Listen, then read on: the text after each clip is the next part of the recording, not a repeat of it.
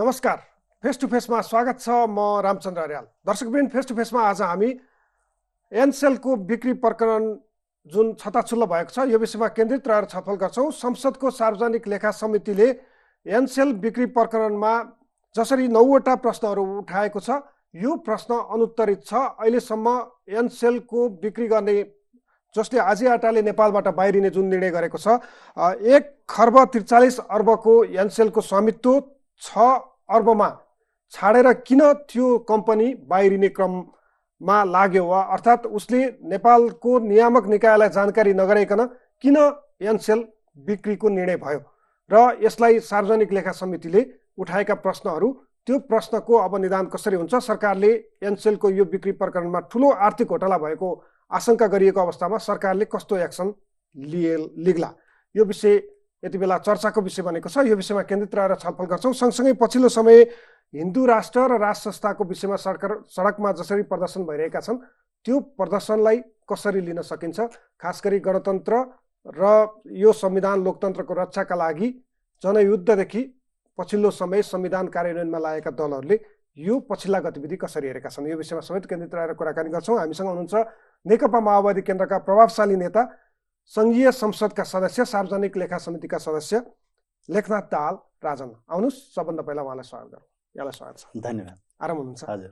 अब सबभन्दा सुरुमा यो आजी आटा नेपालबाट बाहिरिने जुन यस्तो बेलामा बाहिरिन लाग्यो, जुन बेला सरकारले लगानी सम्मेलनको तयारी गर्दैछ र उसले भनेको छ नेपालमा लगानीको वातावरण ग्यारेन्टेड देखिएन, अर्थात् नेपालमा लगानी गर्ने, अन्तर्राष्ट्रिय लगानी ल्याउने अवस्था नरहेका कारण, नेपालको आर्थिक सामाजिक राजनीतिक अवस्था अस्थिर भएका कारण हामी बाहिरिनु पर्यो भनेको छ के।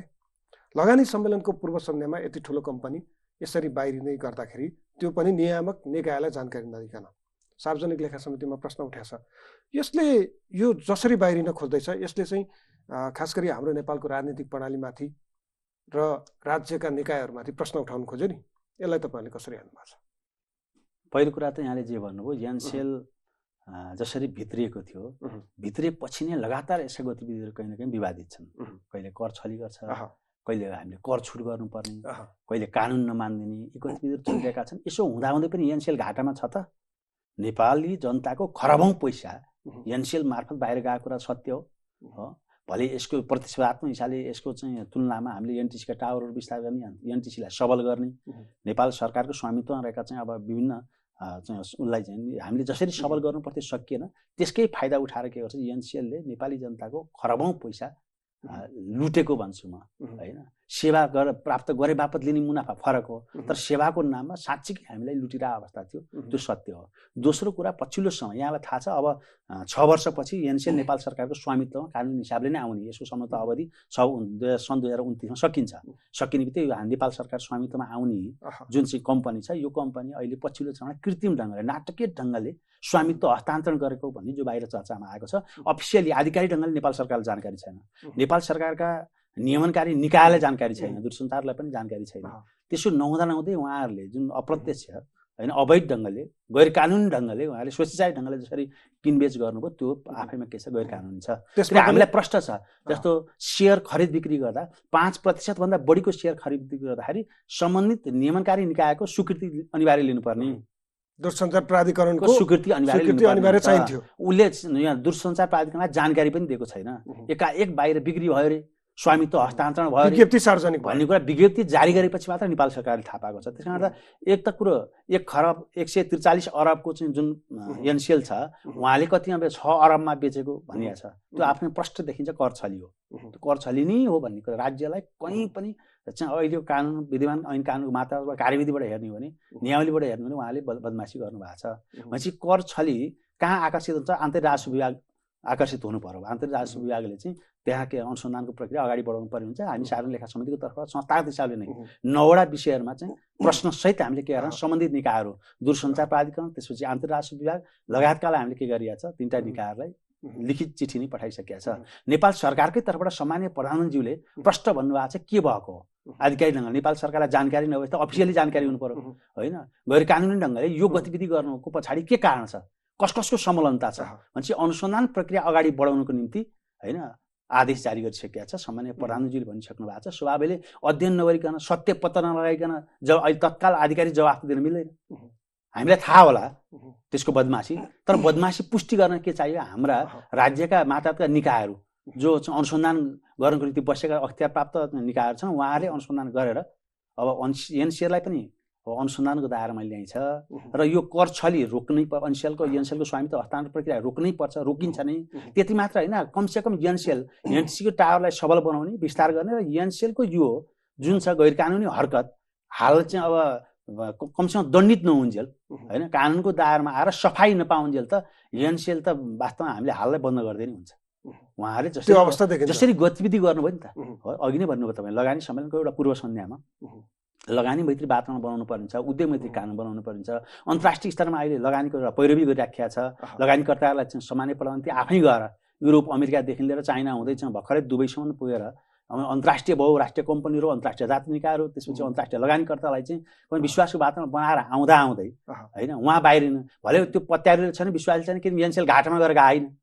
एनसिएलले त लुट्नुसम्म लुटेर स्वामित्व अर्कोलाई हस्तान्तरण, त्यो नाटकीय ढङ्गले। त्यहाँ 4 महिना अगाडि लन्डनमा 1 पाउन्डमा खोलिएको कम्पनीले 80% सेयर किनेको छ भनेपछि यो त के भने कृत्रिम नै हो यो होइन, नेचुरली देखिँदैन। उहाँहरूको जो बिक्री के भन्छ स्वामित्व हस्तान्तरण प्रक्रिया कृत्रिमै छ, नाटकीय छ, यहाँ बदनियतै छ, बदमासी नै छ। सरकारलाई कसरी हुन्छ कर छल्ने, सरकारलाई ढाँट्ने जुन बदनियतपूर्ण उहाँहरूको गतिविधि देखिन्छ। त्यस कारण यसले अन्तर्राष्ट्रिय लगानीकर्तालाई त प्रभाव पार्दैन होइन। लगानीकर्ता त लगानी गर्न आउँछ, मेहनत गरे बापत मुनाफा लिएर जान्छ। उहाँहरूको मुनाफा सुनिश्चित गर्ने कुरा, उहाँहरूको लगानी सुरक्षित गर्ने कुरामा सरकार प्रतिबद्ध नै छ।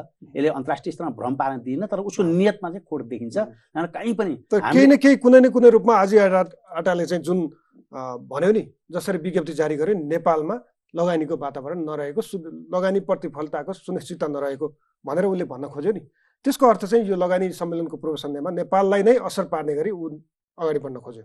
उहाँले भनेर पत्याउँछन् र उहाँले लगानीको उहाँको एनसिएलको लगानी डुब्या छ नेपालमा। एनसिएलले त नेपाललाई त लुटेर गएको छ, सेवा गरेर नि नभनौँ। भले हाम्रै आन्तरिक कमजोरीको कारणले हाम्रो आफ्नो जुन नेपाल सरकार मातहतका चाहिँ अब एनटिसीले हामीले राम्रोसँग विस्तार गर्न नसक्दा उहाँहरूले त्यसको फाइदा लिनुभयो। तैपनि एनसिएलले लागेको आरोप आफैमा के छ, त्यो चाहिँ अब तथ्यसँग छैन, यसरी भ्रम छ। त्यो उहाँले किन लाउनु भयो यो पनि खोजको विषय छ, अनुसन्धानको विषय छ। नेपालको अर्थतन्त्रलाई कमजोर बनाउने, अर्थतन्त्रमा टाट पल्टाउने, बिचबिचमा गर्दै आउनुभयो, कर छली गर्दै आउने, कानुनलाई उल्लङ्घन गर्ने, त्यसपछि बक्यौता रकमहरू नतिर्ने, होइन कर छुटको निम्ति कमिसन दिने। तपाईँहरूले लेखा समितिले चाहिँ 3वटा नियामक निकायलाई पत्र लेख्नु भएको छ नि, 9 बुँदे जवाफ माग्नु भएको छ नि। त्यसमा चाहिँ एनसिएलको कैफियत, नेपालमा एनसिएलले गरेका कैफियत के पाउनुभयो? होइन, हामीले अहिले आधिकारिक ढङ्गले बोल्न मिल्दैन। हामीले सम्बन्धित अनुसन्धान गर्ने निकायहरूलाई ध्यानाकर्षण गरायौँ, अनुसन्धानका निम्ति चाहिँ अनुरोध गर्नु। नेपाल सरकारले प्रश्न सोध्नुभयो, नेपाल सरकारको तर्फबाट सामान्य प्रधानमन्त्रीले निर्देशन दिइसक्नु भएको छ, अध्ययन गर्नुहोस् समस्या कहाँ हो, कैफियत के हो, कमजोरी के हो। त्यस कारणले गर्दाखेरि उहाँहरूलाई अनुसन्धानको दायरामा एनसिएल आउँछ होइन। उहाँहरूको कमजोरीको आधारमा विद्यमान ऐन कानुनको मातहतमा बसेर हेर्दा के कमजोरी गर्नुभएको छ, कमजोरीको प्रकृतिको आधारमा एनसिएललाई पनि दण्डित गर्नुपर्ने के छ परिस्थिति पैदा भएको छ। यो मामला चाहिँ साधारण लेखा समिति दृढ छ, प्रतिबद्ध छ र हामीले खबरदारी पनि गर्छौँ, प्रश्न उठाएका छौँ, जवाफ पनि मागेका छौँ र नेपाल सरकारले पनि आधिकारिक ढङ्गले आफ्ना चाहिँ अब तपाईँले प्रश्न उठाउने, लेखा समितिले प्रश्न उठाउने र जवाफ माग्ने बाहेक अहिले अध्ययन, अब यो एनसिएलले किन यसो गर्यो होइन। अब बहुराष्ट्रिय कम्पनी हो, तर नेपाल सरकारलाई यो त ठुला करदाता पनि हो। यो बिक्री गरेको कर तिर्नुपर्ने नपर्ने जुन विवाद छ, हिजैदेखि एनसिएलको करको विवाद त अझै बाँकी छ, उसले तिर्नुपर्ने कर अझै नतिरिसकेको अवस्था पनि छ। यस्तो अवस्थामा अब लेखा समितिले तपाईँहरूले गरिरहेको अध्ययन चाहिँ के छन् योभन्दा बाहेक? होइन, यस्तो छ, अब अध्ययन प्रक्रिया सुरु भयो होइन। विगतमा पनि अब कर छली गर्ने, कर नतिर्ने, करको विवाद चलिरहेको थियो। यही बिचमा कमल पचौडा प्रधानमन्त्री भएको बेला दोस्रो पटक प्रधानमन्त्री हुँदा मलाई लाग्छ 40 अरब बजेट के अरे कर बक्यौता कर उसले तिरेको थियो। भनेपछि यसरी बिचबिचमा हामीले कर त चाहिँ त्यो उठाउँदै आएका छौँ होइन। नेपाल सरकारको मैले अघि नै भने विद्यमान ऐन कानुनको मातहतमा होइन उहाँहरूले तिर्नै पर्छ, किन उहाँ एनसिएल त यहीँ दर्ता भयो नि त, यहीँ दर्ता भएको कम्पनी हो। स्वाभाविकले हाम्रो ऐन कानुन पर आकर्षित हुन्छ, प्रभावित हुन्छ। कहाँका मान्छे भने नेपालमा आएर चाहिँ उद्योग धन्दा कल कारखाना विद्यमान ऐन कानुनको मातहतमा बस्नै पर्छ, ऐन कानुनको पालना गर्नै पर्छ उहाँले, किनकि यही कानुनको जग्गामा उहाँलाई दर्ता गरिएको छ। तर कानुनभन्दा माथि देखियो उहाँहरूको प्रवृत्ति त, उहाँहरूले कानुनमाथि भन्दा माथि कानुनलाई पैसाले किन्ने प्रयत्न त विगतमा गरेको देख्नुहुन्छ। तर यो पटक कानुनलाई पैसाले किन्न दिइँदैन, कानुन पैसा मार्फत प्रभावित हुन, आकर्षित हुन पनि दिइन्न। कानुनकै मातहतमा बसेर दण्डित हुने या सफाई पाउने त्यो कुरा चाहिँ कानुनले बोल्छ, हामीले बोल्न सक्दैनौँ होइन। उहाँले कुन प्रकृतिको गल्ती गर्नुभएको छ, कर छली त गरिहाल्नुभयो, देखिहाल्नुभयो। आन्तरिक राजस्व विभागले के कारवाही गर्छ त्यो उसको कुरा रहन्छ, दूरसञ्चारले के गर्छ, उहाँलाई चाहिँ नसोधिकन 5% भन्दा सेयर खरिद बिक्री गर्दा अनुमति लिनुपर्ने, स्वीकृति लिनु गर्नु भएको छैन। त्यस कारण उहाँका गल्ती त प्रष्टै छन्। अब कारवाहीको प्रक्रिया चाहिँ नेपाल सरकारका चाहिँ अब सम्बन्धित अख्तियार प्राप्त संरचनाहरूले कारवाही प्रक्रिया अगाडि बढाउँछ। जस्तो आजियाटा नेपाल आउने क्रममा त्यतिखेर पनि करको विवाद भयो। 40 अर्ब अहिले तपाईँले कुरा उठाउनुभयो, 40 अर्ब कर चाहिँ त्यति बेला तिराइयो भन्नुभयो नि, अझै बाँकी छ होइन। कहिले अदालतसम्म पुगेर अदालत अन्तर्राष्ट्रिय अदालतमा समेत यो विषय पुगेर नेपालको पक्षमा निर्णय भएको अवस्था छ। यो अवस्थामा चाहिँ कहिले करको विवाद, कहिले बिक्रीमै नियामक निकायलाई जानकारी नगराउने, कहिले अहिले तपाईँले भन्नुभयो नि अब यहाँ त सेवा दिएर नाफा मात्र लिएको होइन, लुटेको छ नेपाली जनतालाई तपाईँले भन्नुभयो नि। यस्ता विवाद एनसेलमा आइरहेको छ नि। यसको कारण चाहिँ उनीहरू नेपालको कानुनभन्दा हामी माथि छौँ भन्ने महसुस गरेका छन् वा राजनीतिक रूपमा उनीहरूलाई संरक्षण भएको छ? होइन, विगतमा नेपाल सरकारमा रहेका अथवा नेपाल सरकारका संरचनाहरूको चाहिँ अब कमजोरीको फाइदा उठाएर उहाँले खेल्नु, लुप होलमा खेले हो। धमिलो पानीमा माछा मार्न उहाँहरू माहिर हुनुभयो। उहाँलाई अहिले पनि के लागेको छ भने त्यसै गरी होइन कहीँ न कहीँ चाहिँ दबाव र प्रभावमा पारेर है सरकारी संरचनाहरूलाई चाहिँ हामीले किन्न सकिन्छ भन्ने भ्रम हुनसक्छ एनसेललाई। यो पटक सरकारी संरचनाहरू किनिँदैन। संरचना भनेको ब्युरोक्रेसी किन्न सकिन्छ वा पोलिटिसियन होइन, ती सबै नै दबाव र प्रभावमा राखेको कुरा त हामीले देख्छौँ विगतमा। यो पटक चाहिँ दबाव र प्रभावमा न ब्युरोक्रेसी पर्छ न चाहिँ पोलिटिसियन पर्छ। कुनै पनि हालतमा निष्पक्ष र स्वतन्त्र ढङ्गले उहाँले गरेका कमजोरीको आधारमा यो पटक दण्डित हुनैपर्छ र हाम्रो ऐन कानुनलाई उहाँले स्वीकार्नुपर्छ, नेपाल सरकारलाई स्वीकार्नुपर्छ। उहाँले हेर्दाखेरि त व्यवहारमा नेपाल सरकारलाई पनि स्वीकार्नु भएन, नेपाल सरकार मातहतको संरचना पनि स्वीकार्नु भएन, विद्यमान ऐन कानुनलाई अस्वीकार गर्नुभयो। त्यस कारणले गर्दा यो विद्यमान ऐन कानुनलाई नेपाल सरकारका चाहिँ अब नियमनकारी निकायलाई अस्वीकार गर्नु भनेको त अन्ततः हाम्रो मुलुकलाई नै अस्वीकार गर्नु हो नि त। यस्तो चाहिँ अब हामी सहदैनौँ, स्वीकार्दैनौँ। जस्तो अब अहिले तपाईँले विषय उठाउनु भने 6 वर्षपछि, अबको 6 वर्षपछि त अनिवार्य रूपमा स्वामित्व नेपाल सरकारमा आउँदै थियो। तर यो बिचमा चाहिँ 143 खर्बको एनसेल 6 खर्बमा बिक्री भयो, 6 अर्बमा बिक्री भयो होइन। अब यसले चाहिँ यसको प्रतिशतै हिसाब गर्ने हो भने कति तल झरेर 100 रुपियाँको सेयर 1 रुपियाँमा बेचे जस्तो स्थिति बढेको छ नि। अब यसको चाहिँ वैधानिकता, यो रकम त उसले विदेश लैजाला, त्यो विदेश लानका लागि वैधानिक रूपमा उसले पैसा लान पाउँछ त अब यस्तो अवस्थामा? होइन, पाउँदैन। उहाँले अहिले जो हेर्दा कागजी प्रक्रियाले किनबेच गर्न खोज्नुभयो, कागजमा त मिल्यो, कागजमा मिलायो उहाँले, मिलाउने अब डलर पठाउन त हो, अब कागजमा मिलाउनु भयो। तर अब डलरै पठाउन त के गर्नु पर्यो, नेपाल सरकार स्वीकृति लिनै पर्छ। यति पैसा पठाउनु भयो हुन त भले अवैध ढङ्गले तस्करी गरेर चाहिँ गइराखेका छन्। यो पटक सरकार सचेत छ होइन, सरकार मातहत त सबै निकायहरू सचेत छन्। विगत जस्तो अवैध तरिकाबाट हुनेबाट अरू कुनै तरिकाबाट चाहिँ यहाँबाट पैसा बाहिर जान चाहिँ अब नेपाल सरकारले दिँदैन। अजियाटाले प्रशासन किन्ने वा अहिले तपाईँले आशंका गर्नुभयो नि कर्मचारी तन्त्रलाई चाहिँ नियन्त्रणमा लिने, कानुनभन्दा माथि हुने हो। यही अवस्थामा त ऊ माथि हुने गरी उसले किन्न खोज्ला। यो पटक तपाईँले पहिलो पटकै भनौँ न, भर्खरै एनसेल प्रकरण आएको तर आम जनताको विषय भइसक्यो, बहसको विषय भइसक्यो, उसका कमजोरी पनि जनताले थाहा पाइसक्यो हो। कोही किनिन चाहने भए पनि सम्भव छैन। अब यो पटक एनसेल प्रकरणमा कम्मल उडेर घिउ खाने प्रवृत्ति अब अहिले सफल हुँदैन। विगतमा भएका थिएन र अलिअलि विषयवस्तु उठानु हुन्थ्यो तर धेरै पछि हुन्थ्यो। जतिखेर विषय उठ्थ्यो त्यतिखेर समय ढिला भइसकेको हुन्थ्यो। यति बेला संसदीय समिति सचेत छ, राज्य सचेत छ, सरकार सचेत छ, सरकार मातहतका निकायहरू पनि सचेत छन्, राजनीतिक दलहरू पनि सचेत छन्। त्यस कारणले गर्दा यो पटक चाहिँ विगतका गल्तीको पुनरावृत्ति चाहिँ नेपाल सरकारको तर्फबाट हुँदैन र हामी राजनीतिक कर्मी पार्लियामेन्टमा रहेका सांसदहरूको तर्फबाट पनि हामीले सचेतन निगरानी खबरदारी गरिरहेछौँ। त्यस कारणले अहिले अब गडबडी हुने परिस्थिति हुँदैन, गडबडी हुन दिँदैन र हुँदैन पनि। विद्यार्थी सङ्गठनहरू, प्रतिपक्षी दलका विद्यार्थी सङ्गठन, सत्तापक्षीकै विद्यार्थी सङ्गठनहरू पनि सडकमा आइसके यो विषयलाई लिएर। तर अर्थमन्त्रीले भन्नुभयो, आजै बोल्नु भएको छ, एनसेल प्रकरणमा सरकारलाई कुनै जानकारी छैन, राज्यको निकाय अर्थ मन्त्रालय जानकार छैन, प्रधानमन्त्री भन्नुहुन्छ यो के भएको हो छिटो बुझ्नुहोस् भन्नुहुन्छ।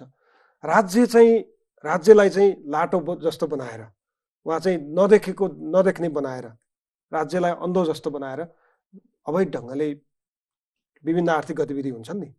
अब यस्तो अवस्थामा अब राज्यले तत्काल लिनुपर्ने एक्सन चाहिँ के हो जस्तो लाग्छ यहाँलाई? होइन, यस्तो उहाँलाई जानकारी छैन भनेको स्वाभाविक हो। औपचारिक हिसाबले जानकारी नभएपछि छ भन्न मिलेन होइन। कानुनी प्रक्रिया पुरा गरे भए चाहिँ राज्यलाई जानकारी हुन्थ्यो होइन। कानुनी प्रक्रिया पुरा गरेन, यसै कारणले के चाहियो हामीलाई? विद्यमान ऐन कानुन चाहियो, राज्यका संरचना चाहियो, अनुसन्धान गर्ने निकायहरू चाहियो, यसै कारणले चाहियो हो नि त। उहाँले गडबडी गर्नुभयो, अब हाम्रा अनुसन्धान गर्ने निकायहरू अब आकर्षित भए, सुरु भयो, ऐन कानुन आकर्षित भयो, सुरु भयो। त्यस कारणले गर्दाखेरि राज्यलाई अब जानकारी भएन। जानकारी गराउनु चाहिँ अब लिखित जवाफ मागिसकेको छ दूरसञ्चारले, अब प्रक्रिया सुरु भइसक्यो। यो विषय चाहिँ दुधको दुध पानीको पानी हुन्छ होइन। सत्यको जग्गामा उभिएर न्याय सम्पादन गर्ने प्रक्रिया, न्याय निरूपण गर्ने प्रक्रियामा सरकार प्रतिबद्ध छ। यो पटक सरकार ठगिँदैन र एनसिएलले सरकारलाई, राज्यलाई ठग्ने जुन अभियान चलाएको छ, त्यो ठग्ने अभियान उसो सफल पनि हुँदैन, सफल हुन पनि दिँदैन। अब राज्य कसिलो बन्यो भने तपाईँले भन्नुभयो नि, अब राज्य ठगिन त ठगिँदैन, राज्यले उसलाई कानुनको दायरामा ल्याउँछ। यति भनिरहँदाखेरि अन्तर्राष्ट्रिय रूपमा अहिले ल एन्ड सम्मेलनको कुरा जोडिसक्यो हामीले। अन्तर्राष्ट्रिय रूपमा चाहिँ यसले दिने सन्देश चाहिँ खास गरी एनसेलको आजियाटा भन्ने जुन कम्पनी छ त्यसले चाहिँ अन्तर्राष्ट्रिय रूपमा चाहिँ नेपालमा त यसरी राज्यले कसछ है भनेर भ्रम फैलाइदियो भने के गर्ने? होइन, यस्तो छ, जिएनसिएलको आफ्नो गतिविधि जो बहुराष्ट्रिय कम्पनीहरू जो नेपालमा चाहिँ अब हामीले ल्याउनको लागि प्रयत्न गरेका छौँ। सामान्य प्रधानमन्त्रीले होइन पछिल्लो समय भारत, इटली, न्युयोर्कको चाहिँ अब संयुक्त राष्ट्रसङ्घ 78औं महासभा, त्यसपछि चाइना, त्यहाँबाट अहिले पछिल्लो भर्खरै दुबईको कोप-28 अथवा जलवायु परिवर्तन सम्बन्धी संयुक्त राष्ट्रसङ्घको चाहिँ 28औं सम्मेलन, यहाँसम्म पुग्दाखेरि अन्तर्राष्ट्रिय स्तरमा उहाँले लगानीकर्तालाई आकर्षित गर्ने कुरा, चाहे देशैभित्रका लगानीकर्ताहरू हुन् चाहे देश बाहिरका बहुराष्ट्रिय कम्पनी हुन्, सबैलाई आकर्षित गर्ने प्रयत्न गरिएको छ। र नेपाल सरकारको तर्फबाट लगानी मैत्री वातावरण, उद्योग मैत्री कानुन, सुरक्षाको ग्यारेन्टी होइन, मुनाफाको पनि ग्यारेन्टी गर्ने गरी नै प्रतिबद्धता जारी गरिएको छ। त्यो अनुसार चलिन्छ। र एनसिएलबाट सायद मलाई चाहिँ बहुराष्ट्रिय कम्पनीहरू लगानीकर्ताहरू प्रभावित हुँदैन, किनकि एनसिएलले कमाएर गएको छ। एनसिएललाई हामीले अवरोध गरेका छैन। एनसिएलले कानुनको, विद्यमान ऐन कानुनको अस्वीकार गरेको छ, तर एनसिएलले हामीले दुःख दिए होइन नि। एनसिएलले नेपाल सरकारलाई दुःख दिएको छ, राज्यलाई दुःख दिएको छ, लगातार दुःख दिएको छ अहिलेदेखि होइन। त्यसकारण एनसिएलको जुन भूमिका संदिग्ध छ, अपारदर्शी छ र मुनाफासँग मात्र केन्द्रित हुन्थ्यो, लुट्ने प्रकृतिसँग केन्द्रित भएको हुनाले एनसिएलकै गतिविधिबाट, आचरणबाट, उसको अभिव्यक्तिबाट चाहिँ मलाई चाहिँ अन्तर्राष्ट्रिय रूपमा भ्रम पर्दैन, त्यसको असर देखिँदैन, पर्न दिनु हुँदैन, पर्दैन, देखिँदैन, देख्न दिइँदैन। यो विषय ठिक छ। अब सार्वजनिक लेखा समितिले तपाईँहरूले एकदम राम्रोसँग चाहिँ अध्ययन गर्नु होला र अपारदर्शी ढङ्गबाट आर्थिक गतिविधि भएको अवस्थामा कारबाही कानुन अनुसार हुनुपर्छ, जनताले यही अपेक्षा गरेका छन् तपाईँहरूबाट। अब अर्को विषय छ जनयुद्धको, तपाईँहरू शान्ति प्रक्रिया टुङ्ग्याउने क्रममा हुनुहुन्छ होइन। सत्ता पक्ष र प्रतिपक्ष बीच लगभग सहमति भयो अब जुन प्रस्तावित विधेयकमा भनेर भनिएको छ। यही बेलामा आज सिंहदरबार तपाईँ छिर्नुभयो कि भएन? हामीले चाहिँ समाचारमा देख्यौँ, समाचार बनायौँ कि सिंहदरबारको गेट र बालुवाटारमा आज सुरक्षा व्यवस्था अत्यन्तै कडा बनाइएको छ। किनभने नेकपा माओवादी केन्द्रको तत्कालीन माओवादीको जनयुद्धको छापामार जो लडाकु एकजना मन्जु धमलाले फोन गर्नुभयो प्रधानमन्त्रीको सचिवालयमा र आज केही घटना हुँदैछ भनेर उहाँले चेतावनी दिनुभयो। अझै पनि जनयुद्धका लडाकुहरू यसरी चाहिँ राज्यसँग आफ्नो न्यायका लागि लड्नुपर्ने, राज्यलाई धम्की दिएर न्याय प्राप्त गर्नुपर्ने अवस्थामा छन् नि अहिले पनि। तपाईँहरू नेता, सांसद, मन्त्री हुनुभयो, तर तपाईँहरूसँगै युद्ध लडेकाहरूको अवस्था यो छ नि। यो अवस्थाको अन्त्य कहिले हुन्छ, कसरी हुन्छ त? अब यहाँलाई थाहा छ, जनयुद्ध आफैमा नेपाली जनताको सङ्गठित विद्रोह थियो। दलित, महिला, जनजाति, मधेसी, मुस्लिम, उपेक्षित, उत्पीडित मिलेर, श्रमजीवी, सर्वहारा वर्ग चाहिँ मिलेर सङ्गठित विद्रोह जसको सचेतन नेतृत्व कमल प्रचण्डले गर्नुभएको थियो। हामीले जे भनेका छौँ, दलित, महिला, जनजाति, मधेसी, मुस्लिम, उपेक्षित, उत्पीडितलाई राज्य सत्ताको समान हैसियत चाहिँ प्रदान गर्ने, राज्य सत्तामा समान सहभागिता सुनिश्चित गर्ने भनेर हामीले लडेका थियौँ। सामन्तवादको प्रतिमूलक संस्था, राष्ट्र संस्थाको अन्त्य गर्ने, संघीय लोकतान्त्रिक गणतन्त्र स्थापना गर्ने हामीले जो उद्देश्य लिएर चाहिँ जनयुद्ध सुरु गरेका थियौँ, जनयुद्धको सारमा कि मृत्यु कि मुक्ति भनेर हामी लडेका थियौँ। हजारौँले बलिदान गर्नुभयो, हजारौँ अहिले पनि घाइते हुन्छ, अपाङ्ग हुन्छ, तर अन्ततः हाम्रो मिसन जनतालाई अधिकार सम्पन्न बनाउने मिसन होइन, 240 वर्षदेखि जनतामाथि उत्पीडन लागेको राष्ट्र संस्थाको अन्त्य गर्ने मिसन सफल भएको छ र अहिले मुलुक संघीय लोकतान्त्रिक गणतन्त्रमा छ र संविधानमा सबै जनताको हक अधिकार सुनिश्चित छन्। भले मौलिक हकको व्यवहारिक कार्यान्वयन नहुन्जेल जनताको दैनिक जीवनस्तर बदलाव आउँदैन, त्यो प्रक्रियामा गएको छ। र यही सन्दर्भमा दुनियाँभर संसारभरिका युद्ध हेर्नुहोस् यहाँले होइन, भर्खरै पनि इजरायल प्यालेस्टाइनको युद्ध जहाँ हजारौँ प्यालेस्टाइनी जनताहरू, 15,000 भन्दा 15,000 हो, झन्डै 15,000 त बालबच्चै मारिया छन्, 25वटा हस्पिटलमा आक्रमण गरिएको छ इजरायल मार्फत, अमेरिकाको नेतृत्वमा। भने कति धेरै नृशंस छ होइन। कति धेरै चाहिँ क्रूर र अमानवीय चाहिँ हत्या प्रकरण छ र नेपालको सन्दर्भमा त 10 वर्षको जनयुद्धमा 13,200 को चाहिँ मृत्यु भएको छ, 10,000 चाहिँ राज्यको तर्फबाट भएको छ, हाम्रो तर्फबाट झन्डै 3,000 चाहिँ भिडन्तमा 3,200 को आसपासमा भिडन्तमा भएका छन्। त्यही प्रक्रियामा हाम्रो हजारौँ घाइतेहरू छन्, अपाङ्गहरू छन्। अहिले पनि तपाईँले जसको नाम लिनुभयो कमल मन्जु धमला, उहाँको म स्वास्थ्य लाभ कामना गर्छु। उहाँको चाहिँ एउटा खुट्टा चाहिँ चल्दैन, त्यसको चाहिँ अब नसाहरू ड्यामेज भएको हुनाले अर्को गोडाबाट नसा अथवा प्लास्टिकको नसाहरू राख्नुपर्ने छ, अझै पनि पुरा भएको छैन। उहाँ जस्ता धेरै सयौँ हजारौँ घाइतेहरू अहिले पनि हुनुहुन्छ होइन। तर भले उहाँहरूको उपचार सरकारको तर्फ राज्यको तर्फबाटै गर्नुपर्छ। यसको निम्ति शान्ति प्रक्रिया तार्किकसँग पुर्याउनु पर्ने। हामीले सत्यनिरूपणता मेलमेल आयोग विधेयक संसदमा ल्याएको छ, प्रमुख प्रतिपक्षी दलको कारणले गर्दा त्यो पास हुन सकेको छैन संसदबाट। सकेसम्म सर्वसम्मतबाट पास गरौँ भनेर लागिराखेको छ। शान्ति प्रक्रिया प्रमुख प्रतिपक्षी दलको कारणले भन्नुहुन्छ, उहाँहरू भन्नुहुन्छ प्रचण्ड यो चाहिँ टुङ्ग्याउन चाहँदैन। सत्य त्यो हो त। त्यसपछि हामीले विधेयक ल्याएको छौँ, विधेयक पास गरेर उहाँहरू सहयोग गरेको भने किन अवरोध गर्ने? अवरोध त उहाँले गर्नुभएको छ। घाइतेको उपचारको निम्ति कमसेकम यो विधेयक पास गरेपछि संवैधानिक प्रक्रियाबाट के गर्नु पर्यो? उपचार प्रक्रिया थाल्नु पर्यो। संवैधानिक प्रक्रियाबाट भएका चाहिँ अब सबै मुद्दाहरू चाहिँ अब खारेजी गर्नु पर्यो। हाम्रा मुद्दाहरू त मुल्तवीमा छन्, तामेलीमा छन्। भनेपछि शान्ति प्रक्रिया तार्किक निष्कर्षमा पुर्याउनु नदिन त उहाँले के माओवादीको टाउकामा तरबार झुन्याइराखौँ नि त भनेर उहाँहरूले चाहिँ खेल्न खोजिराख्नु भएको छ। हामी त जिम्मेवार पक्ष भएको नाताले होइन शान्ति विकास माओवादी साँच्चीकै यो प्रक्रिया टुङ्ग्याउन चाहन्छ। हामी विकास र समृद्धिको निम्ति शान्ति प्रक्रिया तार्किक निष्कर्षमा पुर्याउने कुरा, समाजवादको यात्रा तय गर्ने प्रक्रियामा संविधानको रक्षा गर्ने, संविधानको सफल कार्य गर्ने, सङ्घीय लोकतान्त्रिक गणतन्त्रको रक्षा गर्ने प्रक्रियामा त माओवादी प्रतिबद्ध छ, दृढ छ। किनकि यो स्वामित्व हामी लिएका छौँ। हाम्रो चाहिँ बलिदानको जगमा उभिएर आएको रगतकोमा लतपतेर बनेको संविधान हो, रगतमा लतपतेर आएको व्यवस्था हो। त्यस कारणले गर्दा जो बढी जिम्मेवार छ, जो बढी इमान्दार छ यो प्रक्रियाप्रति कोही छ भने त्यो त माओवादी नै छ होइन। अरूले लाउने आरोपको भनेपछि मन्जु धमला जस्ता लडाकुहरूले न्याय पाउने दिन नजिकै छ होइन? एकदम उहाँहरूले न्याय पाउनु पर्यो। उपचार प्रक्रिया चाहिँ अब नेपाल सरकारको तर्फबाट सामान्य प्रधानमन्त्री आफैले पनि पहल गर्नुभएको छ। धेरै कमरेडको उपचार प्रक्रिया चलि पनि रहेको छ होइन। र केही कमरेडको बाँकी पनि छ। मलाई छ उपचार प्रक्रिया चाहिँ अब पुरा गरिन्छ। प्रचण्डले त चटक्कै यी लडाकुहरू घाइते योद्धाहरूलाई बिर्सिनुभयो। उहाँ त अब सिंहदरबारमै रमाउनु भयो। केपी ओली शेरबहादुर देउवासँग साँठगाँठ नै उहाँलाई रमाइलो लाग्छ। मन्जु धमला जस्ता लडाकुहरूको व्यवस्था गर्न थाल्नुभयो भन्ने आरोप पनि छ नि होइन। त्यो सत्यता होइन। कमल प्रचण्ड एक्लैले जति गर्न सक्नुहुन्छ गरिराख्नु भएको। संस्था हिसाबले हाम्रो घाइते अपाङ्गहरूको सङ्गठन पनि छ होइन। संस्था ढङ्गले गर्नुपर्ने भूमिका निर्वाह गरिराख्नु पनि भएको छ, तर अझै पुगेको छैन। र सबै कमरेडको उपचार प्रक्रियामा राज्यले जिम्मा लिनुपर्छ। किनकि यो व्यवस्था प्राप्तिको लडाइँमा उहाँहरू घाइते हुनुभएको छ। त्यस कारण घाइतेको उपचारको चाहिँ स्वामित्व व्यवस्था राज्यले दिनै पर्ने हुन्छ। उहाँहरूको भरण पोषणको व्यवस्था गर्नुपर्ने हुन्छ। त्यसको निम्ति के चाहियो? यो विधेयक छिटो सदनबाट पास भएर कानुन प्रक्रियामा गइसकेपछि हामीलाई कानुनी ढङ्गले के हुन्छ शान्ति प्रक्रिया तार्किक निष्कर्षमा पुर्याउन र सबै कमरेडको चाहिँ अब भरण पोषणको कुरा, परिपूरणको कुरा अथवा क्षतिपूर्तिको कुरा, उपचारको प्रक्रिया चाहिँ अनि हामीले कानुनी ढङ्गले गर्न सजिलो हुन्छ। नत्र अहिले त बेरोजगारी निस्किने, अरू केही समस्या पैदा हुने, कानुनी उल्झनहरू आउने भएको नाताले सकेसम्म हामी छिट्टै सदनबाट पनि यो विधेयक पास सदन कहिले बोलाउने टुङ्गो छैन। अब नेपाल सरकार तर्फबाट सुरु हुन्छ, गरिन्छ। धेरै कामहरू बाँकी छन्। 21वटा विधेयकको सदनमा छन्। प्रमुख प्रतिपक्षी दलले चाहिँ अब त्यो विधेयकको छलफल गर्ने वातावरण बनाएको छैन। संसद खोल्दैकै अवरोध गरिदिइहाल्छ नेकपा एमालेको तर्फबाट। अब चाहिँ अवरोध नगरिकन यो विधायकी थलो, बहसको थलो आएका विधेयकहरू चाहिँ छलफल गरेर नेपाली जनताको अपेक्षा, राष्ट्रिय आवश्यकता पुरा गर्ने ढङ्गले नै हामीले हल गर्दै गयौँ भनेदेखि त सबै हाम्रा चाहिँ गाँठाहरू त खुल्दै जान्छन्, खोल्न सकिन्छ, खोल्न। तपाईँले यो गणतन्त्रका लागि लडेका योद्धाहरूको विषय हामी उठाइरहँदाखेरि पछिल्लो समय राजावादीहरूको सडकमा सलबलाहट त देख्नु भएको छ होइन। अब कतिसम्म भने मङ्सिरको 7 गते नेपाल सरकारले ट्राफिक प्रहरीले के आदेश जारी गर्यो भने अत्यावश्यक काम बाहेक सडकमा ननिस्कनु, सवारी साधन लिएर नहिँड्नु। आन्दोलन गर्दैछन् दुर्गा प्रसाईले। राज्य एउटा व्यक्तिको आन्दोलनको पछि लागेर नागरिकलाई घरबाट बाहिर निस्कनु भन्यो नि। यो राजावादीको आन्दोलनसँग सरकार यति धेरै थुर के भएको? यो नेपालमा यो गणतन्त्र प्राप्ति अलिक भिन्न प्रकृतिबाट भयो। संसारका राजतन्त्र विरोधी आन्दोलन अलिक विशिष्ट खालका छन्।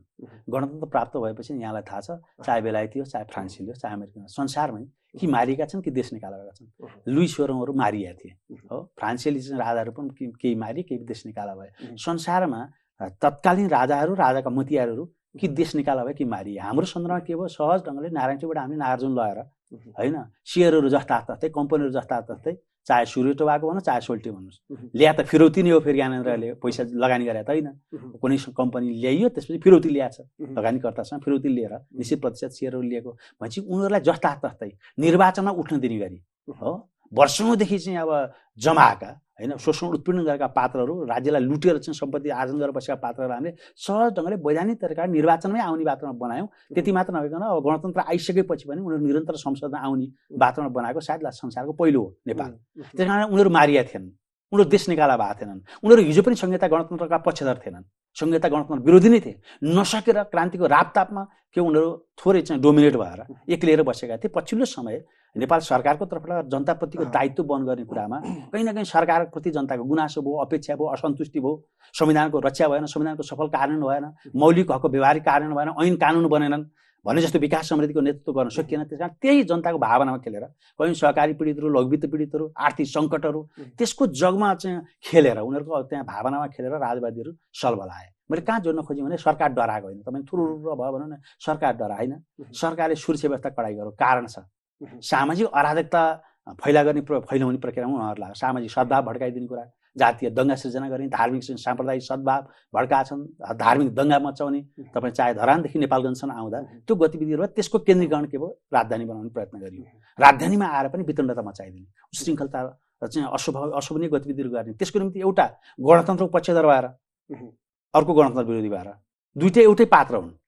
एउटै पात्र जसको उद्देश्य के छ, यो व्यवस्थालाई बदनाम गर्ने, यो व्यवस्थालाई कमजोर बनाउने, यो उद्देश्य एउटै होइन, तर के भन्छ भूमिका फरक फरक। हिजो प्रचण्डको किचन क्याबिनेटमा त्यही मान्छे, केपी ओलीको किचन क्याबिनेटमा त्यही मान्छे, आज राजा ज्ञानेन्द्रलाई ल्याउनु पर्यो भनेर दौडिने मान्छे त्यही मान्छे। किचन क्याबिनेट नभनौँ, यहाँले सधैँ प्रचण्डलाई कहाँ जोडा देखिन्छ नि, त्यो चाहिँ दुर्गा प्रसाईको घरमा एक दिन मार्सी चामलको भात खान प्रचण्ड पुगे भन्ने हो। त्यो पनि भ्रम छ, केपी ओली र त्यो भ्रम छ। कमल केपी ओली उहीँ हुनुहुन्थ्यो, केपी ओलीले खाना खाने त्यहाँ चाहिँ भर्खर नेकपा बनेको थियो। ल आज खाना दुर्गा प्रसाई कहाँ छ, जसरी नै आउनु पर्यो भने चाहिँ त केपी ओलीजीको निमन्त्रणा प्रचण्ड पुग्नुभयो, त्यहाँ बसेर खाँदा त सँगै देखियो होइन। दुर्गा प्रसाईको घरमा मार्सी चामल बसै पनि ठुलै भयो, तर कमरेड प्रचण्डले त पार्टी सदस्य बाहेक केही पनि दिनुभएको थिएन। तर कमरेड केपी ओलीले त केन्द्रीय सदस्य बनाउनु भएको थियो र दुर्गा प्रसाई अहिले पनि नेकपा एमाले केन्द्रीय सदस्य हुन्छ। कारवाही गरेर सुन्नु भएको छ? कारवाही त गरेको छैन, एमाले कारवाही गरेछ, गरिसक्यो। कहिले गर्यो? हटाउने निर्णय गरिसक्यो, अस्ति बसेको कहिले गर्छ? तर यो अराजकता चाहिँ सम्बन्ध कारवाही गरेर आधिकारिक निर्णय चाहिँ नगर्नु त उता के छ? मैले दुईवटा महेश प्रसाईजीले पनि सामाजिक अराजकता मचाइराख्नुभयो, दुर्गा प्रसाईजीले गर्नुभयो, र एकै ठाउँ माइतीघर मण्डलामा जब दुर्गा प्रसाईले माइतीघर मण्डलामा 7 गते 11 बजे कार्यक्रम गर्ने भने त्यहीँ महेश प्रसाईजीले पनि कार्यक्रम गर्ने भनेर जुधाएपछि अब हामीले सोच्यौँ कि गौर हत्याकाण्ड जहाँ थोरै हामीले विवेक नपुर्याउँदा 29 जनाको चाहिँ के भएको छ, हत्या भयो। त्यस कारण अहिले पनि त्यहाँबाट शिक्षा लिएर नेपाल सरकारले के गर्यो, उहाँहरूलाई ठाउँ तोकिदियो, बल्खु र तिनकुने। प्रदर्शन त गर्नुहोस्, दुईटैका के अराजकताको उत्कर्ष हो तिनकुने र बल्खु। अराजकताको उत्कर्ष के हुन्छ? अवसान हुन्छ हो। मैले उतिखेर पनि भनेको थिएँ, के हुन्छ भनेर बाहिर चल्छ, केही पनि हुँदैन, अवसान हुन्छ। अराजकता धेरै अस्थिरता, अराजकता, आवेग लामो समय टिक्दैन। यहाँ आयो सकियो अब भनेको थिएँ, नभन्दै त्यही भयो। उहाँले जनतालाई भ्रममा पार्न 20 लाखभन्दा मुनिको के भन्छ ऋण मिना हुन्छ भनेर ल्याउनु भयो। ऋण मिना गर्न सक्ने ताकत दुर्गा प्रसाईसँग छ। ऋण मिना गर्नु पर्यो सरकारले गर्छ। लघुवित्त पीडितहरूलाई न्याय निरूपण गर्ने काम सरकारले गर्छ। लघुवित्तलाई कारवाही गर्ने काम सरकारले गर्छ हो। सरकार गार्जियन हो, अभिभावक हो। जनताको गुनासो सरकारसँग पुगेको छ। सरकारले अब के भएको हो होइन, सामान्य प्रधानमन्त्रीजीको ध्यान आकर्षण भएको छ, उहाँले छानबिन गरेर जस्तो प्रसाई प्रवृत्तिले पछिल्लो पटक व्यवस्थामाथि त प्रश्न उठायो नि त, प्रश्न त उठ्यो नि त, मान्छेले बोले नि त, नेताहरूले काम गरेनन्, त्यसकारण चाहिँ अब बरु हिजोका राजा महाराजाहरू ठिक थिए भन्ने लाइनबाट बहस पनि भयो सडकमा। प्रतिगामी कोणबाट भएको बहस हो। जनताको त्यो बहस त जे भए पनि हिजो पनि सक्रिय थिए, हिजो नसकेर बोलेका थिएनन्। अहिले सडकमा चोक चौतारामा ठगहरू, हिजोका बेमानहरू, उनीहरूको लुटको स्वर्ग चाहिँ अब भत्किएको छ, गुमेको छ। जस्तो अहिले सामाजिक सञ्जालको दुनियाँ छ होइन, जसले जहाँ बोले पनि त्यो एकैछिनमा भाइरल हुन सक्छ। नेताका विरुद्धमा, प्रचण्डका विरुद्धमा, केपी ओलीका विरुद्धमा, शेरबहादुर देउवाका विरुद्धमा वा धेरै नेताका विरुद्धमा जस्ता किसिमका अभिव्यक्ति आएका छन् नि, खास गरी व्यवस्थासँग जोडिएर। प्रचण्डले यति व्यवस्थापनसँग जोडेर भनौँ न, त्यही त उहाँले सरकार सञ्चालनसँग जोडेर उहाँले चाहिँ प्रश्न कसरी उठाउनु भयो भने प्रचण्डले यति पैसा कमाएर फलानु देशको फलानु बाइकमा राखे, केपी ओलीले ढिसानु देशमा राखे, जुन हिसाबले उनी बोलिरहेछन् नि, सरकार यो अराजकता फैलाउने व्यक्तिहरूप्रति जसरी आक्रामक हुनु पर्थ्यो त्यो अगाडि हुन सकेन। यहाँले जे भन्नु भने अब उनले जे पनि बोलेका छन्, बोल्न त के चाहियो, कमसेकम तथ्य चाहिन्छ, प्रमाण चाहिन्छ। मैले तपाईँलाई बिना तथ्य आरोप लगाउँदाखेरि पनि सरकार किन मौन बसिरहेछ भने पछाडि कारण छ। आरोपहरू लाछन् केही पात्रहरूले, यही एनसेलमा पनि के भयो, अमरेश कुमार सिंह जस्ता संसदमै नाङ्गे हिँड्ने पात्रले उहाँ चाहिँ प्रचण्ड छोरीसँग जोडेर, गङ्गा दाहालसँग जोडेर जो तथानाम गालीगलोज गरेर सुन्नुहुन्छ तपाईँले, हो। प्रमाण चाहिँदैन, अर्काको चरित्र हत्या गर्न पाइन्छ? तथ्यसहित बोल्नु पर्यो। हामीले बोल्दा जिम्मेवारपूर्वक बोल्नु पर्यो, हो। बोलेपछि पुर्याउनु पर्यो। आशंका गर्न पाइन्छ, अविश्वास गर्न पाइन्छ, तर संस्थालाई आशंका छ है भन्न त पाइयो, तर आशंका गर्न त पाइयो, सिधै यो हो भन्न त प्रमाण चाहिन्छ। जस्तै दुर्गा प्रसाईहरू के अराजकताहरू, अराजकहरूलाई जनताबाट नलग्याइकन अलग्याउनु पर्यो। भ्रष्टहरूलाई, अराजकहरूलाई, उशृङ्खलहरूलाई, अनुशासनहरूलाई जनताबाट अलग्याइकन भने कहिलेकाहीँ जनतामा भ्रम पर्छ, जनता भावना खेलिरहेछन्। पछिल्लो समय तपाईँले याद छ काठमाडौँ आइसकेपछि दुर्गा प्रसाई प्रतिको भ्रम 90% साफ भयो। यो त ठगै रहेछ, फटै रहेछ। हामीलाई लघुवित्त पीडितहरूको न्याय पाउनुहुन्छ, ऋण मिना हुन्छ भने ल्यायो, काठमाडौँ ल्याएपछि राजतन्त्र जिन्दाबादको नारा लाउन लाग्यो। यो त फटाहार छ। हामी त ऋण मिना हुन्छ भनेर आएको काठमाडौँ, 90% जनता भ्रम साफ भयो नि त। हो, जनताबाट भ्रष्टहरूलाई, ठगहरूलाई, अराजकलाई नअलग्याइकन एक्सन लिँदा के हुन्छ, कहिलेकाहीँ जनता भ्रमित हुन्छ, अनावश्यक क्षति बिहोर्नुपर्छ। त्यसमा नै सरकार सचेत छ, तर कारबाही गर्ने प्रक्रियामा के छ, अब सरकार दृढ छ, प्रतिबद्ध छ। कमजोरी छ, जसको कमजोरी छ त्यसलाई कारबाही गर्ने। उनीहरूले लागेको आरोप सत्य हो भने त जसलाई आरोप लाग्छ त्यो दण्डित हुन्छ, तर सत्य होइन रहेछ भने जसले आरोप लाग्छ त्यो दण्डित हुन्छ। अब यो पुरस्कार र दण्डको व्यवस्था त गर्नै पर्ला नि त। सफाई कि सफाई दिनु पर्यो कि दण्डित गर्नु पर्यो? दण्डित कि आरोप लाग्ने मान्छे दण्डित हुनु पर्यो कि आरोपित दण्डित हुनु पर्यो? दुईटामा एउटा त हुनै पर्यो। सरकारले त्यहाँतिर पनि के गर्छ, अब पहल सुरु गर्छ र कारबाही प्रक्रिया सुरु गर्छ। जस्तो अब तपाईँले यति भनिरहँदाखेरि दुर्गा प्रसाई प्रवृत्तिको त एउटा कुरा भयो, राप्रपा लगायतका दलहरू हिन्दू राष्ट्र पुनर्स्थापना र अझ संवैधानिक राज संस्थाको विषयमा वकालत गरिरहनु भएको छ। उहाँहरू संसदमै तपाईँले आवाज सुन्नु भएको छ, होइन? उहाँहरू बोलिरहनु भएको छ। झापामा अस्ति 9 गते मङ्सिर 9 गतेको एउटा अभियान देख्नुभयो होला, पूर्व राजा समेत सहभागी भएको समारोहमा कति मान्छे उपस्थित भएका थिए। सडकमा दुर्गा प्रसाई प्रवृत्ति एकातिर छ भने राप्रपा लगायतका दलहरूको जुन माग उठिरहेको छ नि, त्यसमा नागरिकहरू हो कि क्या हो, बरु गणतन्त्रका धेरै राजा भन्दा त एउटा राजा ठिक थियो कि भन्ने लाइनबाट मान्छेहरू बोलिरहेछन् नि। के थियो ठिक? 240 वर्षमा राजतन्त्रले शासन गर्दा के थियो यो मुलुक? कुन अवस्था थियो जनताको? कहाँ थिए जनता? 42% चाहिँ विद्युत विस्तार भएको साक्षर दर के थियो? अहिले 93% छ। 62-63 सुरु गरेका हो, होइन? हामी बाटो, बिजुली, खानेपानी, शिक्षा, स्वास्थ्यको अवस्था के थियो त्यहाँभन्दा अगाडि? राजा र राजाका भारदारहरूको जो ऐश्वर्य र भोग विलासको निम्ति सम्पत्ति आर्जन गर्न सम्पूर्ण राजस्व केन्द्रित हुन्थ्यो। जनताको विकाससँग, जनताप्रति समर्पण कहीँ पनि हुँदैन थियो। भोक, रोग, गरिबी, अशिक्षा, अभाव कति थियो, दरिद्रता कति थियो, दुनियाँलाई थाहा छैन। राजाले के गरेका थिए? यही ज्ञानेन्द्र, जहाँ वीरेन्द्रको हत्यापछि ज्ञानेन्द्र राजा हुने बित्तिकै 4 करोड राज परिवारलाई जो थियो के भन्छ खर्च वार्षिक, एकैचोटि 68 करोड एकै पटक बनाएन। यस्ता धेरै अपराधजनक गतिविधि, त्यो पनि असाध्यै अपराधभन्दा बाहेक, दुर्गुण र अपराधभन्दा केही पनि नभएको ज्ञानेन्द्र अथवा गजेडिया पारसलाई जोडेर अब राजतन्त्र बिताउँछु भने त मरेको मान्छेलाई च्यानबाट म फुत्त फेरि चाहिँ साहस भएर ल्याउँछु भन्ने सरह हो। यो विज्ञान विरोधी कुरा हो। जहाँसम्म तपाईँले हिन्दू राष्ट्रको कुरा गर्नुभयो, यो किन हाम्रो मुलुक अगाडि बढिसक्यो, धर्मनिरपेक्षतामा गइसक्यो। धर्मनिरपेक्षता भनेको राज्यको आफ्नो धर्म हुँदैन।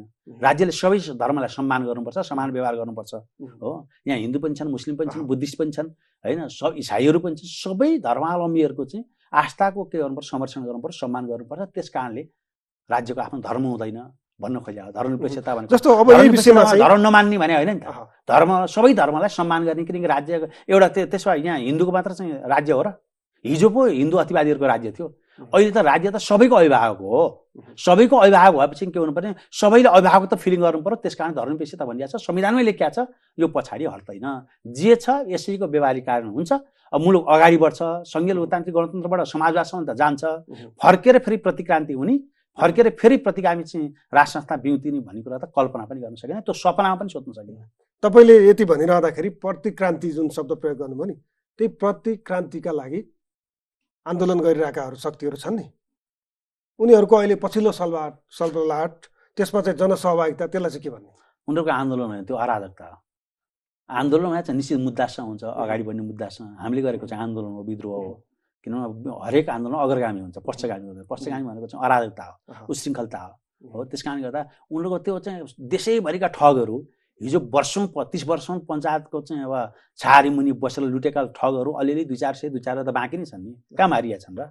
अनि तिनीहरू एक ठाउँमा जम्मा हुने बित्तिकै होइन ओहो ठुलै भयो भन्न मिल्छ र तर भर्खरै 1 वर्ष पनि जनताले जनादेश दिएको गणतन्त्र पक्षमा गणतन्त्र पक्षमा हामीलाई गणतन्त्रवादी भनेर भोट हालेर जिताएन र पार्लियामेन्टमा कति प्रतिशत छन् नि गणतन्त्रवादीहरू जनताको प्रतिनिधिमूलक संस्था त जनताले हामीलाई चुनेर आएपछि 5 वर्षसम्म के हो जनताले दिएको म्यान्डेट चाहिँ गणतन्त्रवादीलाई दिएको म्यान्डेट हो गणतन्त्रवादीलाई म्यान्डेट दिन छोडेर जनताले फेरि म्यान्डेट चाहिँ अब राजावादीलाई दियो भने हामीले रिस गरेर हुन्छ र पार्लियामेन्टमै आयो चाहिँ गडगडाएर चाहिँ के अरे राप्रपा आयो भने तपाईँ हामीले रिस गरेर 2 आयो भने बदलिदिन्छ उसले संविधान संवैधानिक प्रक्रियाबाट आएको राप्रपा हो संवैधानिक प्रक्रियामा बसेर हामीले गणतन्त्र संस्थागत गर्छौँ संविधानको रक्षा गर्छौँ संविधान सफल कार्य गर्छौँ अब संवैधानिक प्रक्रियामा जाने कुरामा जनता टोटल अनिच्छुक भयो भने जनताले अनुमोदन गर्नुपर्छ फेरि प्रत्येक 5 वर्षमा प्रत्येक 5 वर्षमा जनता वितृष्ट भएको छ नि वितृष्ट हैन जनताको गुनासो छ अपेक्षा छ हामीसँग व्यवस्थाप्रति होइन गणतन्त्रको विरुद्धमा जनता उत्रिया छैन तर सरकारले गरेका हैन सरकारले गरेको कामप्रति जनता सन्तुष्ट भएन त्यो मामलामा पनि मेरो चाहिँ जनतालाई नै एउटा गुनासो छ तपाईले 200 वर्ष अगाडि रेल चढाएको थियो बेलायत अमेरिका त्यहाँको विकास र यहाँको विकास समान खोजेर हुन्छ र हामी 200 वर्षपछि भर्खर यहाँ रेलको चाहिँ के गर्छौँ प्री फिजिबिलिटी स्टडी के भन्छ अध्ययन गर्दैछौँ हामीले प्रारम्भिक अध्ययन गर्दैछौँ विकासको प्रक्रिया हाम्रो ढिलो सुरु भयो यहाँ अझ चाहिँ राजतन्त्रको उत्पीडनमा बस्नु पर्यो भर्खरै हामी आजादी प्राप्त गरेर गणतन्त्र घोषणाको 16 वर्ष भयो किनभने हामीले जति 15 वा 16 वर्षको अन्तरालमा जति गरेका छौँ ठिकै छ तर पुगेका छैन 15-16 वर्षमा भएका विकासहरू 200 वर्षसम्म लाग्दाखेरि पुग्छ त 200 वर्षमा विकास भएको चाहिँ अब युरोप अमेरिका र 15-16 वर्षमा विकास हुन थालेको विकासमा बामे सर्दै गरेको चाहिँ नेपाल जो अल्प विकसित छ एउटै हुन्छ र भर्खरै आजादी प्राप्त गरेको 16 वर्ष भयो तर यसो हुँदाहुँदै पनि अझै यहाँ व्यतिथि छन् अनियमितता छन् अराजकता छन् भ्रष्टाचार छन् देखिहाल्नु संस्था भ्रष्टाचार विरोधी अभियान कर्मचारी सरकारले चलाउँदा हजारौं भ्रष्टहरू जेलमा गएका उच्च पदस्थ अधिकारी मन्त्रीहरू सचिवहरू बालवाला सचिवहरू अरबौंका करप्सन गरेर देखियो नि त व्यतिथि छ अराजकता छ फोहोर छ सफा गर्ने प्रक्रिया सुरु भएको छ तर निराश हुनु भएन सहयोग गर्नु पर्यो सफा गर्ला जस्तो भएको थियो सफा गर्न थाल्यो भने सरकार ढल्ने भयो होइन सरकार चुपचाप गरिराखेको छ कानुनी प्रक्रिया हामीले भन्छ झट्ट हुँदैन यो झारफुक झाँक्रीले पुगे जस्तो होइन रित पुर्याएर कारबाही गर्नुपर्छ रित पुर्याएर अनुसन्धान गर्नुपर्ने हुन्छ अनुसन्धान दायरामा सबै आएका छन् होइन कमजोरीको प्रकृति आधारमा सबै दण्डित हुन्छन् तर रित पुर्याउन समय लागेको यसको अर्थ के भने भ्रष्टाचार विरुद्ध अभियानलाई सरकारले कमजोर पारेको होइन सरकार दृढ छ प्रतिबद्ध छ सबै फोहोरहरू सफा हुन्छन् सुशासन संविधान सामाजिक न्यायको केन्द्रीय कार्यभार गणतन्त्र प्रचण्ड नेतृत्व सरकारले पुर्याएको छ काम भइरहेछ असाध्यै भएको छ जस्तो सत्ता गठबन्धनको प्रमुख साझेदार सबैभन्दा ठुलो दल नेपाली कांग्रेस त्यसका सभापति शेरबहादुर देउवा प्रधानमन्त्री प्रचण्डका अहिलेका सबभन्दा नजिकका पार्टनर उहाँले अस्ति चितवन पुगेर के भन्नुभयो भने गणतन्त्रको विषयमा प्रश्न उठ्छ तर गणतन्त्र फिर्ता हुने सम्भावना छैन गणतन्त्रलाई संस्थागत गर्ने हो बलियो बनाउने हो हिन्दू राष्ट्रको सन्दर्भमा उठेका मागहरूको सुनवाई हुन सक्छ शेरबहादुर देउवाले यसो भन्नुभयो नि अब के सत्ता गठबन्धन हिन्दू राष्ट्रको पक्षमा चाहिँ उभिन लागेको हो त्यो शेरबहादुरजीको निजी विचार हो संस्था हिसाबले सत्ता गठबन्धन कांग्रेस सभापतिको विचार हो नि त त्यो निजी हो त्यो संस्थाको नेपाली कांग्रेस त होइन हो सभापतिले बोल्नु भयो त्यो के भन्छ भने निजी विचार हो त्यसले संस्थागत आकार ग्रहण गरेका छैन सत्ता गठबन्धन पार्टी सभापतिको विचार निजी भए पनि त्यो त संस्थागत होला अब महासमिति आउँदैछ यहाँ मैले भन्न खोज्दैछु अब त्यो पार्लियामेन्टको हिसाबले हामी सत्ता गठबन्धन दलको हिसाबले न्यूनतम साझा कार्यक्रम संविधानको मातात्वमा बसेर ऐन कानुनको मातात्वमा बसेर सरकार सञ्चालन गर्ने सरकारको साझा चाहिँ प्रतिबद्धता सुशासन संविधान सामाजिक न्याय हुने प्रष्ट छ त्यसकारणले अहिलेको संविधानमा हामी दायाँ बायाँ गर्दैनौँ संविधानको अक्षर चाहिँ पालन गरिन्छ संविधानमै लेखेको छ धर्मनिरपेक्षता हिन्दू राष्ट्र लेखेको छैन त्यो उहाँहरूको राजनीतिक बहस हुनसक्छ राजनीतिक विषय नेपाली कांग्रेस हुन नि सक्छ राजनीतिक विषय नेपाली कांग्रेस हुन सक्छ तर सत्ता सार दलको हुँदैन नेपाली कांग्रेस राजनीतिक विषयबाट चुनावमा नारा पनि हुन सक्छ एजेन्डा पनि हुन सक्छ हिन्दू राष्ट्र कायम गर्छ हामीले जित्यौँ भने भनेर बनाउन सक्छ त्यो नेपाली कांग्रेसले बनाउन सक्छ सेपरेट तर अहिले सरकारको नारा हुँदैन सरकार योसँग यस गठबन्धन दलसँग यो कुनै विषय जोडिँदैन र गठबन्धन दल चाहिँ संविधानप्रति प्रतिबद्ध छ संविधानलाई पछाडि फर्काउने होइन अगाडि बढाउने विषयमा प्रतिबद्ध छ यसकारण यो अहिले नेपाली कांग्रेसले बोलिहाल्यो भनेर धेरै हामीले चिन्ता नगरौँ भले उहाँले अर्को निर्वाचनमा जाँदा त्यही एजेन्डा उठाउन नि सक्नुहुन्छ त्यो मामलामा त नेपाली कांग्रेस स्वतन्त्र छ नि त शेरबहादुरजी स्वतन्त्र हुनुहुन्छ नि त तर त्यो तानिएर अहिले नै संविधानलाई आकर्षित हुने गरी बहसको विषय बहसको केन्द्रमा घाटी प्रचण्डसँग जोडिएको हुनाले यहाँनिर आशंका त हुन्छ नि होइन बहसको केन्द्रमा अहिले हिन्दू राष्ट्र आउँदैन धर्मनिरपेक्षता फायर खोल्नु उहाँले आफ्नो विचार राख्नुभयो जिज्ञासा हो यसलाई यसै अर्थमा बुझौँ त्यो अर्थमा त बुझ्ने तर मान्छेहरूले के भन्न थाले भने अब बिस्तारै खास गरी भारतको आगामी संसदीय चुनावलाई जोडेर भारत जुनसुकै हालतमा नेपालमा उसको चुनावभन्दा अगाडि नै नेपालमा हिन्दू राष्ट्र सम्बन्धी ठुलो मुभमेन्ट होस्, त्यसमा चाहिँ प्रमुख सत्ता साझेदारका दलका शीर्ष नेताहरू बोलोस् भन्ने चाहनामा छ। त्यही रणनीतिक योजनामा दलहरू बिस्तारै खुल्न थाले, त्यो आरोप लागिरहेको छ। होइन, भारतले के चाहन्छ उसको कुरा हो। नेपाल सार्वसत्ता सम्पन्न मुलुक हो, हामी स्वतन्त्र छौँ होइन। नेपाल कस्तो बनाउने, नेपालमा कस्तो संविधान बनाउने, नेपाल राज्य कस्तो बनाउने भन्ने कुरा त हामी स्वतन्त्र छौँ। त्यसकारण भारतलाई यो नेपालको आन्तरिक मामला तानिरहन आवश्यक पनि छैन र मान्छेले जबरजस्ती तानिरहेछन् नि। भारतलाई तानिरहन आवश्यक पनि छैन, भारत तानिन आवश्यक पनि छैन। हिजोको चाहिँ नेपाली जनता होइन हो। हिजो चाहिँ उहाँ भारतले सोचेर हुन्छ र 8 साल वरिपरि चाहिँ भारतीय प्रतिनिधि क्याबिनेटमा बस्थ्यो भनेर अहिले खोजेर हुन्छ र? हिजो के गरेर भारतले छोडिदिन्छ। अहिले सार्वसत्ता सम्पन्न छ नेपाल। हामी राष्ट्रिय स्वाधीनता, राष्ट्रिय सार्वसत्ता सम्पन्न मुलुकलाई कसरी सबल बनाउने भन्ने विषयमा हामी प्रतिबद्ध छौँ। त्यस कारणले गर्दा यहाँले यो भारतलाई तान्न र तान्न खोज्ने र तानिन खोज्ने दुइटै प्रवृत्तिको विरुद्धमा चाहिँ हामी छौँ। यो असान्दर्भिक बहस पनि हामीले धेरै तन्काउन आवश्यक छैन।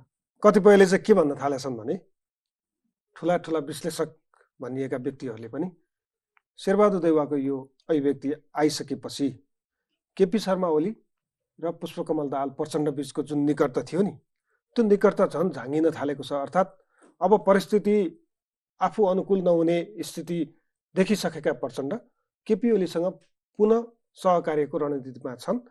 त्यसैको तयारी स्वरूप अस्ति मात्रै सिंहदरबारमा अवलोकन र छलफल भयो नि, त्यो त्यसैको तयारी हो भनेर नि विश्लेषण हुन थालेको छ क्या। अब यहाँलाई बुझ्नुपर्छ, सबभन्दा बढी समस्या अहिले चाहे संसदमा होस् चाहे सरकार सञ्चालनमा, सबभन्दा बढी समस्या नेकपा एमाले पारेको छ, कमरेड केपी ओलीले पार्नु भएको छ। त्यस कारण जहाँ समस्या छ त्यहाँ निकटता हुनै पर्यो, किनभने हामी त समस्या समाधान गर्न चाहन्छौँ। कमल प्रचण्ड समस्या निकटता पनि मङ्सिर लागेपछि मङ्सिर महिनाभरिमा 3 पटक होइन, कारण छैन त। मैले भने त संसदमा 21वटा विधेयक छन्, त्यहाँ छलफलको वातावरण बनाएको छैन। सरकार सञ्चालनमा चाहिँ अथवा यो अर्थतन्त्रलाई सबल बनाउने विषयमा राष्ट्रिय मुद्दाहरूमा राष्ट्रिय सहमति कायम गर्नु पर्यो, विकास र समृद्धिमा राष्ट्रिय सहमति कायम गर्नु पर्यो, जनताको अपेक्षा राष्ट्रिय अवस्था पुरा गर्ने सन्दर्भमा राष्ट्रिय सहमति कायम गर्नु पर्यो भन्ने विषयमा कमल प्रचण्ड सचेत हुनुहुन्छ। त्यस कारणले गर्दा ठुलो पार्टीको एउटा नेताको हिसाबले समस्या पैदा गर्ने नेता, दुईटा कुरा, एउटा ठुलो पार्टीको ठुलो नेता, मुख्य नेता, अर्को समस्या पैदा गर्ने नेता भएको नाताले पनि उहाँहरूसँग निरन्तर अन्तर्संवाद गर्नुपर्ने एउटा बाध्यता हो होइन। त्योभन्दा बाहेक केही होइन। यो गठबन्धन दल निरन्तर चाहिँ 5 वर्षसम्म चल्छ, न्यूनतम साझा कार्यक्रमकै जगमा सरकार चल्छ, भद्र सहमतिकै जगमा सरकार चल्छ, यहाँ कहीँ गडबडी हुँदैन। तर सरकारलाई कसरी चाहिँ अब सफल बनाउने, राष्ट्रलाई कसरी सफल बनाउने, अराजकतालाई कसरी अनुशासनको दायरामा ल्याउने, अवरोधलाई कसरी चाहिँ अवरोधका गाँठाहरू खोलेर कसरी चाहिँ यसलाई समाधानको दिशातिर लैजाने भन्ने विषयमा मात्र कमल प्रचण्डको ध्यान छ। त्यस कारण यसलाई यो राजनीतिक हिसाबले चाहिँ फेरि समीकरण बदल्न खोज्नुभयो कि प्रचण्डले भनेर जो जबरजस्ती फेरि जानेर सुनियोजित ढङ्गले जो बहसलाई डाइभर्ट गर्न खोजिएको छ त्यो गलत छ। त्यो विश्लेषक पछिल्लो समय चाहिँ राष्ट्रिय स्वतन्त्र पार्टीका सभापति रवि लामिछानेसँगको प्रधानमन्त्रीको छलफल र केपी ओलीसँगको निरन्तरको छलफल, यसले चाहिँ नयाँ परिस्थिति उन्मुख छ है राजनीति भन्ने एउटा सङ्केत त गरे हो नि। होइन, हामी चाहन्छौँ त्यो ट्रायल मात्रै हो होइन, हामी सबैलाई के चाहन्छौँ भने कमसेकम साझा मुद्दाहरूमा साझा सहमति गरेर जाउँ। हिजोकै जस्तो सङ्कीर्णता र अराजकताबाट चाहिँ अब मुलुकको विकास समृद्धि नेतृत्व गर्न सकिन्न, जनताको अपेक्षा प्रयत्न गर्न सकिन्न। यहीँ विरोधी खेल्छन्, यहीँ प्रतिगामीहरू खेल्छन्, गणतन्त्र विरोधीहरू खेल्छन्। त्यस कारणले गर्दा गणतन्त्र विरोधीलाई खेल्ने अवसर चाहिँ गणतन्त्रवादीले दिनु भएन भन्ने मामलामा कमल प्रचण्डको अनुरोध हो। त्यसैको निम्ति उहाँहरूको निरन्तर अन्तर्संवाद हो। त्यति हो। अर्को विषय चाहिँ जस्तो टिकटक प्रतिबन्ध सरकारले गर्यो। हिजो सम्पादकहरूसँगको छलफलमा प्रधानमन्त्रीले चाहिँ अब सामाजिक सञ्जाल प्रतिबन्धको सरकारको उद्देश्यको विषयमा केही बोल्नुभयो र टिकटक यदि अप्ठ्यारै परेको हो भने प्रतिबन्ध फुकुवा पनि हुनसक्छ भन्ने अभिव्यक्ति दिनुभएको छ नि। यो सरकारका कतिपय निर्णयहरू सामाजिक सञ्जाल जस्ता विषयहरूमा चाहिँ स्वाट्टै निर्णय गर्छ सरकारले, अनि विरोध भएपछि फेरि सरकार लचिलो जस्तो देखिने यो प्रवृत्ति देखिएको छ नि पछिल्लो समय केही निर्णयहरू। त्यसो होइन, यो अब टिकटक के प्रतिबन्ध खुल्दैछ? त्यसो होइन, यहाँले के बुझ्नु पर्यो भने टिकटक आफै नेपालसँग आफै समस्या भइसक्यो। बिहानदेखि बेलुकासम्म बच्चादेखि वृद्धसम्म टिकटकमा अल्बन लिने, समयको बर्बादी, पैसाको बर्बादी र अब संस्कारको पनि बर्बादी होइन, जुन देखिराखेको थियो। कहीँ न कहीँ नियमन गर्नुपर्छ भन्ने हो। नियमन गर्न निम्ति टिकटकको आधिकारिक प्रतिनिधिलाई नेपाल सरकारको तर्फबाट गृह मन्त्रालयले बोलाएर छलफल गर्दा टिकटकको प्रतिनिधिले के भन्नुभयो भन्दा नियमन गर्न सकिँदैन, सफ्टवेयर अरबौँको लाग्छ, हामीलाई मुनाफा हुँदैन, त्यस कारणले हामी टिकटक नियमन गर्न सक्दैनौँ। फेसबुक सकिने भयो, इन्स्टाग्राम सकिन्छ, भाइबर सकिन्छ, ट्विटर सकिन्छ, तर टिकटक सकिन्न भनेपछि नेपाल सरकारले त्यो चाहिँ कमसे नियमन गर्ने प्रविधि नेपालमा विकास नगरुन्जेल हाललाई बन्द गर्ने भने हो। त्यो टिकटकको काम हो फेरि प्रविधि भित्र्याउने। हामीले त नियमन गर्ने हुन्छ। टिकटक हाम्रो होइन। टिकटकले त्यो प्रविधि ल्यायो भने अब खुली सरकार यो टिकटक खोल्न त खोलिहाल्छ। उसले नल्याएर नखोल्या हो। नियमन गर्ने चाहिँ प्रविधि सफ्टवेयर डेभलप गर्ने बित्तिकै के हुन्छ टिकटक खुल्छ। त्यहाँ टिकटक हामीले बन्द गरे होइन, हाललाई बन्द गरे हो। त्यो प्रविधि नभित्र्याउन्जेल बन्द गरे हो। अराजकता उशृङ्खलता भित्र्याउने विकृति भित्र्याउने टिकटक नियमन गर्नु पर्यो भन्दा मसँग छैन, किन उसलाई मुनाफा हुन्छ विकृति मार्फत हो। नियमन गरेर त मुनाफा हुँदैन। त्यस कारण जनताको दिल दिमाग खराब गरिदिने होइन, घर घरमा चाहिँ पुरै दिमागी खराब भएका मान्छे जन्माउनुको निम्ति टिकटक जो दुरुपयोग गर्न खोज्यो, यसलाई नेपाल सरकार जिम्मेवार भएको। त यहाँलाई भनौँ सामाजिक सञ्जालमा गरेका सर्वेमा देख्नु पनि, अनलाइन सर्वे गर्दा पनि 87%ले ठिक छ टिकटक बन्द गर्नु भनेको छ। गलत त गरिरहेको थियो नि, जनतालाई लाएर छ नि त। हाम्रा छोराछोरी बिग्रिनु भयो, हामी नै बिग्रिनु भयो भन्ने पर्याएर छ। यो टिकटक बन्द गरेर कोही जनता रुष्ट छैन। केही अब त्यो टिकटकसँग जोडिएका व्यापारीहरू मात्र, व्यवसायसँग जोडिएका पात्रहरू रुष्ट छन्। तर सरकार यसमा जिम्मेवार भएर बन्द गरे। कोही चाहिँ अब यो नियन्त्रण गर्न खोजेका होइन, सामाजिक सञ्जाललाई नियन्त्रण गर्न खोजेकै होइन। नियमन गर्ने चाहिँ अब प्रविधि विकास नहुन्जेल हाललाई कतिपयले त के भन्यो भने हिजो पूर्व राजाले उनको शासनको अन्तिम समयमा चाहिँ हरेक सञ्चार माध्यमलाई नियन्त्रण गर्नका लागि सम्पादकीय रुममा नै बन्दुकसहितका आर्मीहरू पठाएर नियन्त्रण गर्न खोजे। अहिले प्रचण्ड सरकार सामाजिक सञ्जाल नियन्त्रण गरेर आफू अधिनायकवाद बन्दैछ। सामाजिक सञ्जाल नियन्त्रण गरे हो। टिकटक नियन्त्रण सामाजिक विषय हो, राजनीतिक विषय हो र होइन। यो सामाजिक विषय हो। सामाजिक एकता, सामाजिक सद्भाव भड्किने भयो। त्यही सँगसँगै फेसबुक बन्द गरेको छैन, ट्विटर बन्द गरेको छैन, इन्स्टाग्राम बन्द गरेको छैन, भाइबर बन्द गरेको छैन, रिल्स बन्द गरेको छैन, गरेको छ र नियमन गर्न सक्ने सबै सञ्जालहरू चलेका छन्। नियमन गर्न सक्दिनँ भने हुनाले बन्द गरे हो। त्यहाँ यहाँ भ्रम नपरोस्। राजनीति साल त तपाईँमा बसिरहेको छ, गाली गर्न पाइराखेकै छ, जुरा प्रसाईहरू कराएकै छन्, महेश प्रसाईहरू कराएकै छन्। कहाँ रोकेका छ? अभिव्यक्ति स्वतन्त्रतालाई बन्दै लगाउन खोजे होइन कि यो सामाजिक अराजकतालाई चाहिँ नियन्त्रण गर्न खोजे हो। यसै अर्थमा बुझौँ। हस्, यहाँलाई महत्त्वपूर्ण समय र सम्वादको लागि धेरै धेरै हस्, यहाँलाई विशेष धन्यवाद छ।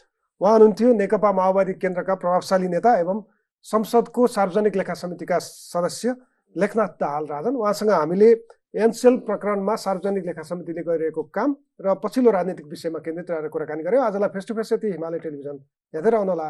नमस्ते।